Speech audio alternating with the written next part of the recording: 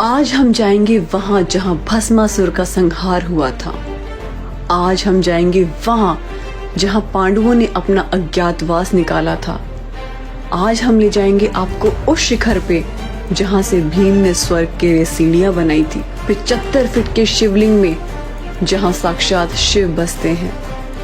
आज हम जाएंगे इंडिया के one of the most difficult tracks पे। आज हम जाएंगे साक्षात देवों के देव महादेव के पास। जाओ विलेज के लिए, जो पड़ता है कुल्लू डिस्ट्रिक्ट के अंदर। ये पूरा सफर करीब 520 किलोमीटर का है। हमने रूट फॉलो किया दिल्ली से शिमला, वहां से नारकंडा होते हुए रामपुर बुशर। रामपुर बुशर से मुड़ना है आपको निर्मंद तहसील की ओर और वहां से आगे मिलेगा जाओ विलेज। अगर आप बस से जाना चाहते हैं तो दिल्ली या शिमला आईएसबीटी से किन्नौर की कोई भी बस लेकर आप लोग रामपुर बुशर उतर सकते हैं और वहां से जाओ विलेज के लिए बस ले सकते हैं। पहला दिन खत्म होने पर हम लोग बेस कैंप पहुंच गए थे। वहां हमने रात के लिए एक कमरा लिया जिसका किराया करीब 800 रुपए था। सुबह हम जल्दी उठे और इस मंजिल की पहले पड़ाव की ओर चल दिए। पहली डेस्टिनेशन हमारी थी सिंघाड़। जाओ विलेज से सिंघाड़ का रास्ता करीब 3 किलोमीटर का ट्रैक है और यहीं से बेहद खूबसूरत नज़ारे आपके साथ चलने शुरू हो जाते हैं। सिंघाड़ में होता है आपका रजिस्ट्रेशन, जिसमें आपकी बेसिक डिटेल्स, एड्रेस वगैरह सब नोट किया जाता है। ये ऑन द स्पॉट हो जाता है और यहाँ से हम चलते हैं आगे। अगला दिन खत्म होने तक हमें पहुंचना है अपने दूसरे इम्पोर्टेंट पड़ाव पे, जो कि है थाचड़ू।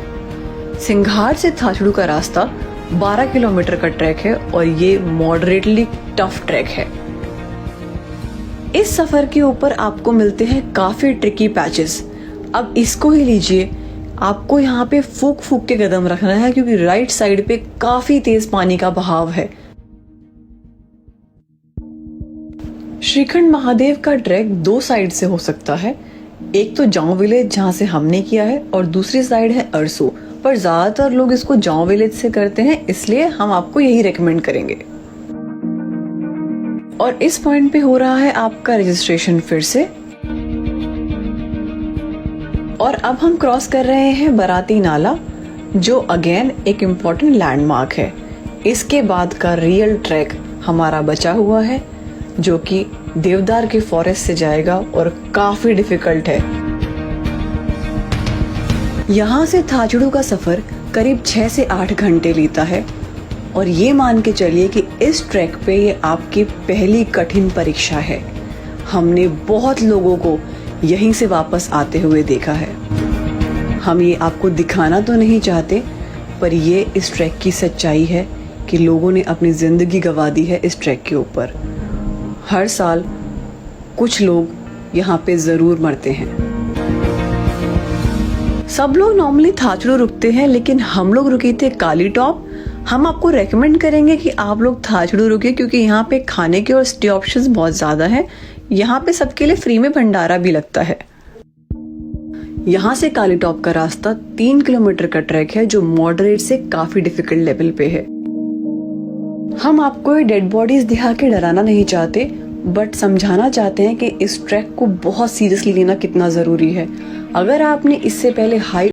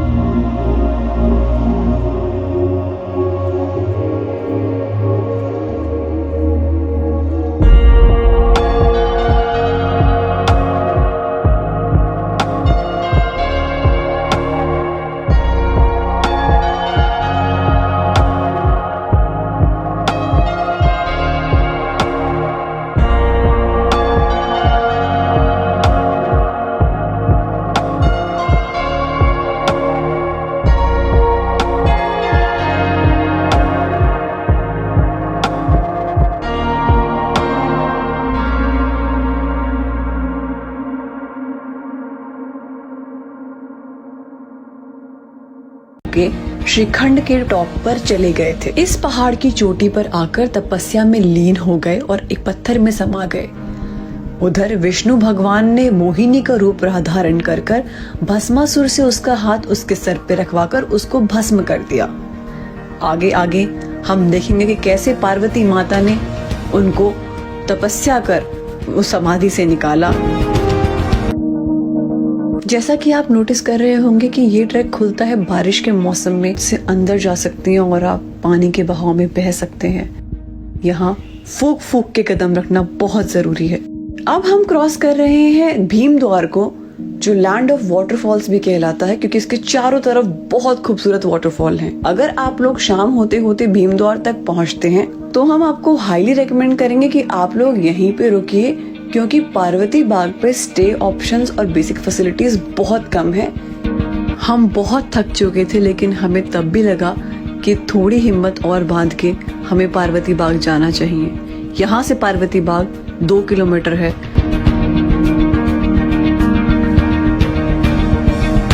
अगर आप भीमधार रुकना पसंद करते हैं तो आपको ध्यान रखना है कि अगले दिन सुबह 3 से 4 बजे के आसपास आपको श्रीखंड महादेव के लिए निकलना होगा। आपको सुबह 3 बजे इसलिए निकलना है ताकि आप 12 या 1 बजे से पहले दोपहर के श्रीखंड महादेव के दर्शन करके वापस नीचे के लिए चल दें, क्योंकि उसके बाद ऊपर धुंध हो जाती है और कई बार बहुत ही ज्यादा मौसम बिगड़ सकता है। जैसे जैसे हम आगे बढ़ते जाएंगे हमें मिलने वाली है बहुत सारी जमी हुई बर्फ, जिस पे चलना बहुत ट्रिकी होता है।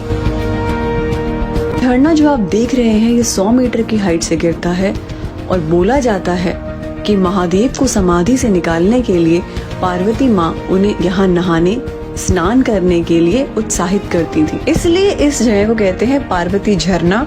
और इस जगह की खूबसूरती मेरे लिए शब्दों में बयां करना बहुत नामुमकिन है। इस ग्लेशियर को क्रॉस करने के बाद हमारे पास आए सामने एक पहाड़, जिसकी चढ़ाई बहुत मुश्किल थी। कम से कम 40 से 50 डिग्री पार्वती जी के आंसुओं से बना हुआ है, क्योंकि शिवजी भगवान समाधि पे चले गए थे तो उनके विलाप में ये पूरा सरोवर उनके आंसुओं से भर गया।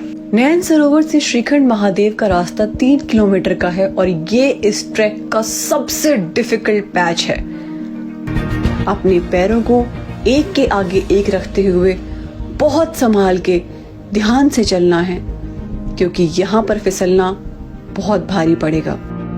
आगे का रास्ता 60 to 70 डिग्री इंक्लिनेशन पर है।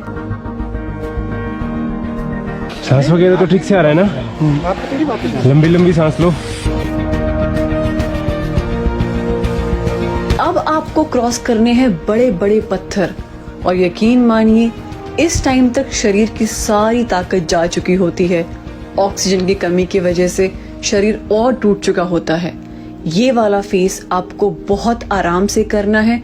अपनी बॉडी को एक्सर्ट ना करें, धीरे धीरे आराम आराम से पैर रखते हुए आप ऊपर पहुंच जाएंगे। अगर आप एनर्जी में विश्वास नहीं करते, अगर आप शिव में विश्वास नहीं करते, तो मेरा चैलेंज है कि एक बार आप इस ट्रैक पे आके देखिए, क्योंकि इस सफर से आगे सिर्फ हर हर महादेव गूंजते हुए आप ऊपर पहुंच सकते हैं।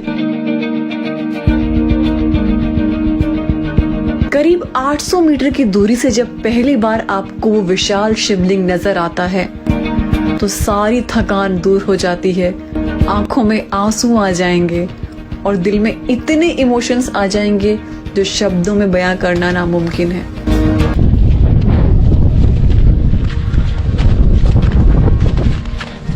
बस अभी 5 मिनट में पहुंचने ही वाले हैं।